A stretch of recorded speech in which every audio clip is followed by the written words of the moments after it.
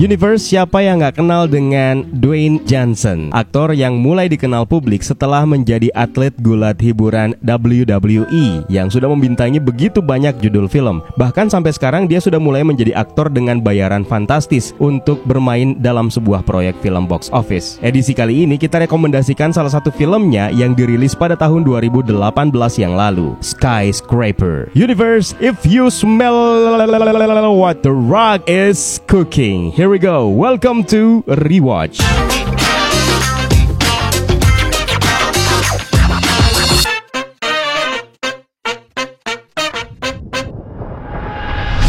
Skyscraper, film yang disutradarai oleh Rawson Marshall Turber. Meskipun ratingnya di sejumlah situs tidak begitu bagus, tapi film ini layak menjadi tontonan di kala senggang sambil menunggu bioskop buka kembali, sambil menunggu kabar dia yang akan segera meninggalkan bon utang. Film ini dibintangi oleh Dwayne Johnson sebagai William Sawyer alias Will, Neve Campbell sebagai Sarah Sawyer, Shin Han sebagai Zhao Long Ji, Roland Muller sebagai Kores Bota, nggak pakai K, dan masih banyak lagi. Saya masih tetap bacot. Ngomong-ngomong, terima kasih buat kalian yang tidak mau di-mention namanya yang telah meminta film ini untuk di-review sambil berdonasi untuk saya. Asik. Kita ingatkan, tonton dulu filmnya sebelum kalian lanjut. Tapi kalau masih tetap ngeyel pengen lanjut, ya udah, warning buat kalian, ini adalah spoiler content. Film ini diawali dari scene flashback 10 tahun ke belakang di Ash Lake, Minnesota. Tepatnya di sebuah rumah terjadi penyanderaan terhadap seorang wanita dan 2 orang anaknya. Pelakunya bernama Ray Hutchinson yang tidak lain merupakan mantan suami Sandra. Tim Hostage Rescue dari FBI kemudian tiba di lokasi dan melakukan penyelamatan terhadap Sandra tersebut. Tim ini dipimpin oleh William Sawyer atau nickname-nya Will bersama dengan rekannya Ben Gillespie. Dia adalah mantan marinir Amerika Serikat. I'm sorry.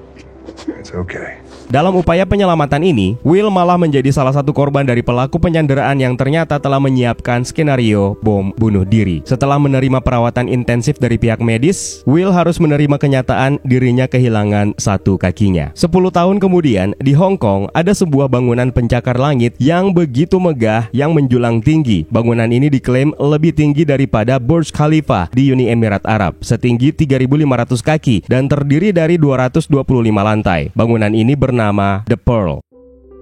Di masa ini, Will sudah beralih profesi menjadi seorang konsultan keamanan. Dia direkomendasikan oleh temannya, Ben Gillespie, kepada pimpinan atau owner dari The Pearl ini, yang bernama Zhao Long Ji. Di sini, Will membawa serta istrinya, yaitu Sarah, yang ternyata dialah yang merawat Will ketika menjadi korban bom bunuh diri dalam upaya penyelamatan 10 tahun silam. Mereka juga sudah memiliki anak kembar, yaitu Georgia dan Henry. Mereka sekeluarga diberikan keistimewaan sebagai penghuni pertama di lantai hunian yang belum dibuka di gedung pencakar langit atau skyscraper ini. Will akhirnya bertemu langsung dengan sang owner, Mr. Zhao Gillespie, dan direktur keamanan OKK. Tenang, dia bukan boneka. Dan juga kepala penjamin asuransi yang bernama Mr. Pierce. Setelah memberikan presentasinya sebagai konsultan mitra dari The Pearl, Will menjelaskan bahwa sistem keamanan kebakaran terkomputerisasi gedung pencakar langit ini dinyatakan telah lulus uji kelayakan dan menjadikan The Pearl sebagai skyscraper yang paling aman, meskipun dia masih perlu memeriksa pusat keamanan gedung ini di luar lokasi. Zhao kemudian memfasilitasi Will sebuah tablet yang memiliki kendali penuh atas sistem komputerisasi The Pearl. Will juga diajak ke lantai paling atas gedung di mana arsitekturnya berbentuk bola, dan Mr. Zhao dengan bangga mengatakan bagian dari gedung inilah yang dianggap sebagai keajaiban dunia yang ke-8 yang dipenuhi dengan teknologi yang canggih, di mana ruangan ini bisa menjadi semacam labirin kaca atau cermin yang sangat menakutkan dan bisa menjadi negeri di atas awan yang mengagumkan yang membuat kita bisa melihat semua pemandangan landscape kota di Hong Kong dari ketinggian. Sangat indah sekali. Will dan Ben kemudian berangkat menuju fasilitas di luar lokasi The Pearl. Tapi dalam perjalanan, seorang pencuri yang telah disewa oleh teroris internasional Kores Bota mencoba mencuri tablet milik Will. Pencuri itu pun membawa kabur tas milik Will. Sesampainya di sebuah rusun, Will yang sempat terluka akibat sabetan pisau si pencuri mendapatkan perawatan dari Ben. Riak wajah Ben seketika berubah setelah melihat Will mengeluarkan tablet incaran pencuri dari jaketnya. Akhirnya, Ben Gillespie mengungkapkan bahwa dirinya juga bekerja untuk Kores Bota dan mereka pun gelut memperebutkan tablet tersebut. Ben tewas terkena tembakannya sendiri. Stay with me. Let's get you up. Sebelum mengembuskan nafas terakhirnya, Ben sempat memberitahu Will bahwa Sarah dan anak-anaknya tidak seharusnya ada di lantai hunian The Pearl, yang menandakan keluarganya itu sekarang sedang terancam. Sementara itu, di gedung pencakar langit di lantai hunian, yaitu lantai 96, kawanan teroris berhasil membobol dinding dan menerobos masuk serta merusak sistem keamanan dengan bahan kimia reaktif air. Ini membuat sistem keamanan gedung memblokir jalan keluar. Will yang melihat situasi The Pearl dari luar bergegas kembali ke The Pearl untuk menyelamatkan keluarganya. Tapi Will mendapatkan halangan setelah dia lagi-lagi harus berhadapan dengan kelompok teroris bersenjata yang dipimpin oleh seorang cewek cantik bernama Sia, yang ternyata adalah rekannya Bota. Sia dan para agennya berhasil merebut tablet Will dari tangannya dan kabur menuju fasilitas keamanan luar ruangan milik The Pearl. Sesampainya di sana, Sia dan seluruh anggotanya membunuh semua orang di fasilitas tersebut. Dengan menggunakan tablet yang telah dia rebut dari Will, Sia dan agennya mengambil alih sistem keamanan gedung dan menonaktifkan sistem pemadam api di The Pearl. Mereka juga mengaktifkan ventilasi udara untuk menyebarkan api ke lantai atas. Kembali ke gedung pencakar langit, Zhao dan OKK memerintahkan security untuk pergi menyelamatkan keluarga Will yang terjebak di lantai 96. Sesampainya di sana, para security tersebut berhasil menemukan Sarah dan anak-anaknya. Namun, naas, tidak lama setelahnya, semburan api dari lantai bawah menimbulkan ledakan dan menewaskan para security ini. Sementara Sarah dan anak-anaknya juga diduga ikut tewas akibat kejadian tersebut. Melihat situasi semakin memburuk, Pierce mendesak Zhao untuk segera mengevakuasi diri menggunakan helikopter. Zhao setuju dan mereka pun pergi meninggalkan The Pearl. Sementara itu, Will shock menyaksikan ledakan yang terlihat dari kejauhan di lantai 96, di mana Sarah istrinya dan kedua anaknya terjebak. Dalam sebuah laporan berita di TV, wajah Will terpampang jelas dan dituduh menjadi dalang atas peristiwa yang mengebohkan Hong Kong tersebut. Tidak lama setelahnya, kawanan polisi yang dikomandoi oleh Inspektur Wu menyergap Will yang sedang berada di tengah kerumunan warga yang menyaksikan kehebohan The Pearl. Will berhasil kabur dan langsung menuju sebuah crane raksasa di gedung sebelah The Pearl dengan memanjatinya. Sontak aksinya ini mengundang decak kagum warga yang sedang menyaksikan tayangan breaking news live di TV. Sesampainya di atas, Will segera menyetel kren dengan mengarahkannya ke gedung The Pearl. Aksinya tentu saja tidak semulus harapannya karena kawanan polisi kembali mengepungnya, baik itu dari arah gedung tempat kren berada dan juga dari helikopter. Karena tidak ada lagi pilihan, Will akhirnya nekat berlari dan melompat ke salah satu lantai di The Pearl. Kalau kalian fobia ketinggian, mending jangan nonton film ini deh. Sumpah ngeri banget ngeliatin pemandangan dari ketinggiannya, cuy.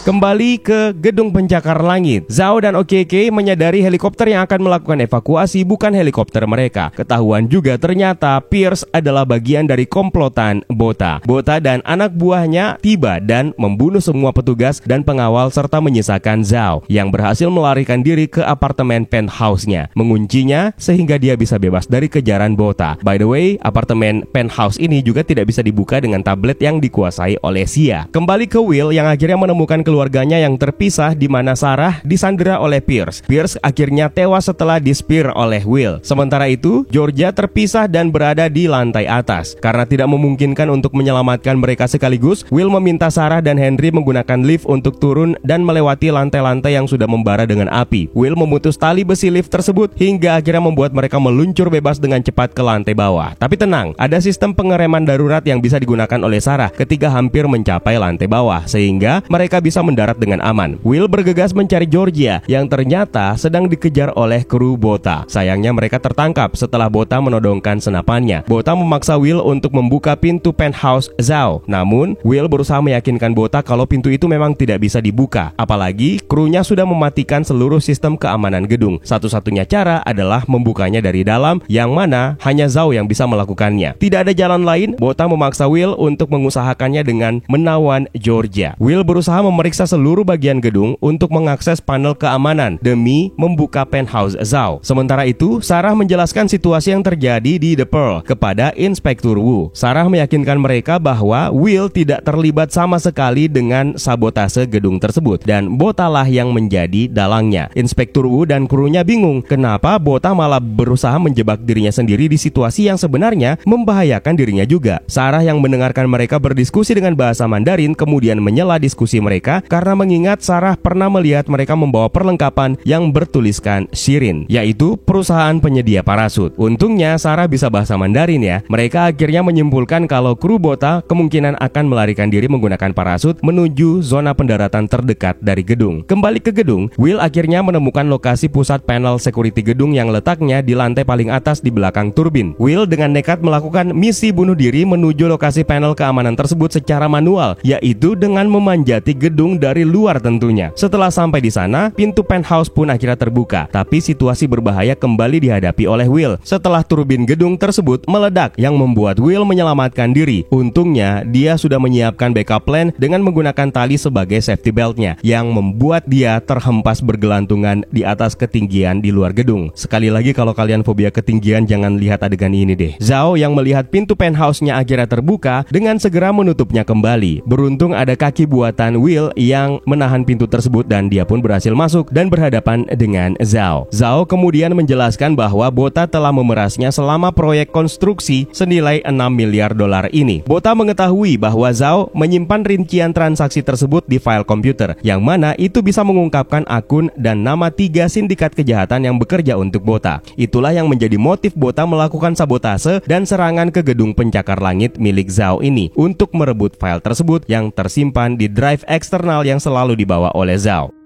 Setelah menyusun planning, Will membawa Zhao ke Bota di puncak gedung pencakar langit ini dan melakukan kesepakatan untuk menukarkan Georgia dengan file konfidensial yang diinginkan oleh Bota. Namun, Zhao malah menjalankan misinya sendiri dengan mengecoh Will dan berhasil mengalihkan perhatian Bota. Mereka pun masuk ke ruangan bola seperti yang terlihat di awal film ketika memperkenalkan ruangan ini kepada Will. Dengan teknologi refleksi cermin yang membingungkan mereka di dalamnya, Will dan Zhao berhasil membunuh semua krunya Bota. Tersisa Kores Bota yang ternyata berhasil menangkap dan menyandera Georgia dengan menggenggam sebuah bom. Merasa kejadian yang serupa terulang lagi 10 tahun silam, Will kali ini mendapatkan kesempatan kedua untuk menuntaskan misi penyelamatan yang mana itu adalah anaknya sendiri. Kembali dengan memanfaatkan teknologi refleksi cermin yang membuat Bota akhirnya terkecoh dan Will pun berhasil menyelamatkan Georgia dan membuat Bota tewas terkena ledakan bom granatnya sendiri. Kini menyisakan Will, Georgia dan Zhao yang terjebak di antara kobaran api di puncak gedung pencakar langit atau skyscraper ini. Sementara itu, Inspektur Wu memimpin penyergapan di drop zone, tempat Xia dan komplotannya berada. Sarah kemudian terlibat gelut dengan Xia yang hampir membunuh Sarah. Untungnya, Inspektur Wu menemukan mereka dan Xia pun akhirnya berhasil dilumpuhkan bersama dengan komplotannya. Sarah menemukan tablet keamanan The Pearl yang dibawa oleh Xia selama ini dan berusaha menemukan cara untuk mengaktifkan kembali sistem keamanan gedung tersebut dengan mereboot sistem secara keseluruhan. Hingga akhirnya sistem keamanan kebakaran gedung berhasil memadamkan api di gedung pencakar langit ini. Will, Georgia, dan Zhao akhirnya dievakuasi dengan helikopter. Will mengembalikan external drive milik Zhao, berkumpul kembali dengan keluarganya, dan Zhao juga menyatakan niatnya untuk membangun kembali The Pearl yang sudah rusak berat akibat kebakaran hebat yang terjadi dari lantai 96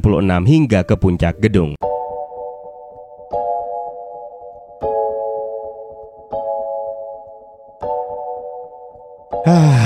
Film yang satu ini memang bukan film terbaik yang pernah dibintangi oleh Dwayne Johnson. Plot utamanya berfokus di lokasi fiktif gedung pencakar langit atau skyscraper yang diberi nama The Pearl. Memang sepertinya dikhususkan untuk meneror audiens, khususnya yang fobia akan ketinggian. Ini didukung dengan permainan pengambilan gambar yang ciamik dengan angle yang memang sengaja dilakukan untuk meneror penonton. Sebenarnya pola yang sama bisa kita temukan di sejumlah film, yang entah kenapa saya malah jadi lebih teringat kepada film Titanic, di mana plotnya berfokus di kapal dan penonton diteror dengan air laut yang perlahan-lahan menenggelamkan kapal pesiar termewah di zamannya tersebut. Karena fokus utama untuk film genre seperti ini memang ada di ketegangan selama menonton filmnya, maka kalian hanya akan bisa menikmati cinema experience sesungguhnya dengan menonton filmnya langsung daripada mendengarkan cerita seperti ini. Karena premisnya memang terlalu ringan dan simple. Hanya saja bagi saya pribadi, motif Kores Bota sebagai antagonis utama dalam film ini terlalu receh untuk membakar gedung pencakar langit. Masa iya hanya demi sebuah external drive? Motif kriminal yang kurang kuat tentunya. Oke, kita doakan saja Dwayne Johnson sekeluarga bisa cepat sembuh setelah divonis positif COVID-19. Dan buat kalian semua, tetap patuhi protokol kesehatan ya. It's time to sign out. My name is Eka. Stay safe and until next time.